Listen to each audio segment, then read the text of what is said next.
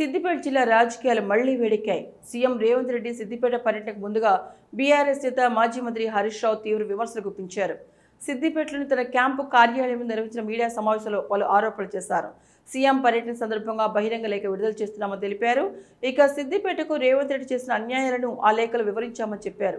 ప్రస్తుతం సీఎం ప్రారంభిస్తున్న అభివృద్ధి పనులన్నీ గత ప్రభుత్వ హయాంలో పూర్తి అయినవిరని హరీష్ రావు పేర్కొన్నారు. శ్రమ ఫలితం మాది, శిలాఫలకాలు మీవి అంటూ విమర్శలు చేశారు. కాళేశ్వరం ప్రాజెక్టు లేకపోతే ఆయిల్ ఫామ్ సాగు సాధ్యం కాదని స్పష్టం చేశారు. సిద్దిపేటలో నిర్మించిన ఆయిల్ ఫామ్ ఫ్యాక్టరీ దేశంలోనే ఉత్తమమని చెప్పారు. సెంట్రల్ డ్రగ్ స్టోర్, ఆయుష్ హాస్పిటల్, ప్రైమరీ హెల్త్ సెంటర్లు గతంలో తానే మంజూరు చేసినవేనని స్పష్టం చేశారు. రేపు ముఖ్యమంత్రి గారు సిద్దిపేట నియోజకవర్గ పర్యటనకు వస్తున్న సందర్భంగా రేవంత్ రెడ్డి గారు ఈ నియోజకవర్గానికి చేసినటువంటి ద్రోహాన్ని, ఈ నియోజకవర్గంలో కొనసాగుతున్నటువంటి పనులను రద్దు చేసినటువంటి తీరును అన్నీ కూడా ఈ లేఖలో వివరంగా చెప్పడం జరిగింది. రేవంత్ రెడ్డి గారు రేపు సిద్దిపేట నియోజకవర్గానికి వస్తున్న క్రమంలో కొన్ని అభివృద్ధి కార్యక్రమాలకు, ప్రారంభోత్సవాలకు ఆయన పెట్టుకున్నారు. అందులో ఒక్కటి కూడా ఈ ప్రభుత్వం వచ్చిన తర్వాత మంజూరు చేసింది కానీ ఈ ప్రభుత్వం ప్రతిపాదనలు పెట్టింది అయితే అంతకంటే లేదు. ఇవన్నీ కూడా మా ప్రభుత్వ హయాంలో ఆనాటి ముఖ్యమంత్రి కేసీఆర్ గారి ఆశీస్సులతో, స్థానిక బీఆర్ఎస్ నాయకత్వము, మేమందరం కలిసి ఎంతో శ్రమతో ఇవన్నీ కూడా నిర్మించుకోవడం జరిగింది. వీటిని ఇక్కడ తెచ్చుకోవడం జరిగింది. దానికి రిబ్బన్ కత్తిరియడానికి రేవంత్ రెడ్డి గారు వస్తూ ఉన్నారు.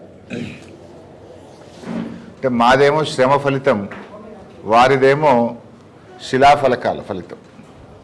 అంటే శ్రమ ఫలితం మాది, శిలాఫలకాల వంతేమో మీదైంది.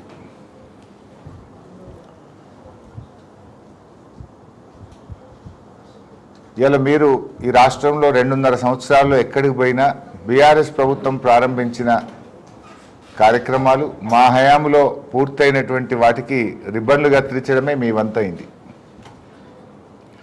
రేపు సిద్దిపేటలో ప్రారంభిస్తున్న ఆయిల్ పామ్ ఫ్యాక్టరీ 2021లోనే రాష్ట్ర ప్రభుత్వం జీవో ఇచ్చింది.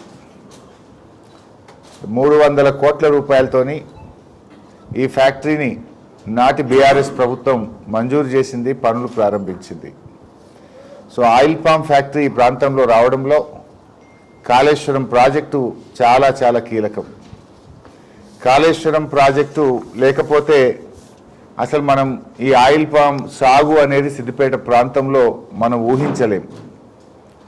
కాళేశ్వరాన్ని కూలేశ్వరం అన్న రేవంత్ రెడ్డి, ఆయన చేతుల మీదుగా ఈ ఆయిల్ పామ్ ఫ్యాక్టరీ ప్రారంభం అవడం అనేది శోచనీయం. అట్లీస్ట్ ఇప్పటికన్నా కళ్ళు తెరువు రేవంత్ రెడ్డి. కాళేశ్వరం కూలేశ్వరం కాదు, కాళేశ్వరం తెలంగాణకు వరం. నువ్వు నర్మెట్టలో ఏ ఆయిల్ పామ్ ఫ్యాక్టరీ ప్రారంభిస్తున్నావో ఆ ఆయిల్ పామ్ ఫ్యాక్టరీకి కూడా 20 కోట్ల లీటర్ల కాళేశ్వరం జలాలే ప్రతి సంవత్సరం ఇవ్వడం జరుగుతుంది. ఆ నర్మెట పక్కనే కెనాల్ పోతా ఉంది. అక్కడ దాకా పోయి నెత్తి మీద నీళ్లు జల్లుకొని నీ పాప పరిహారం చేసుకో.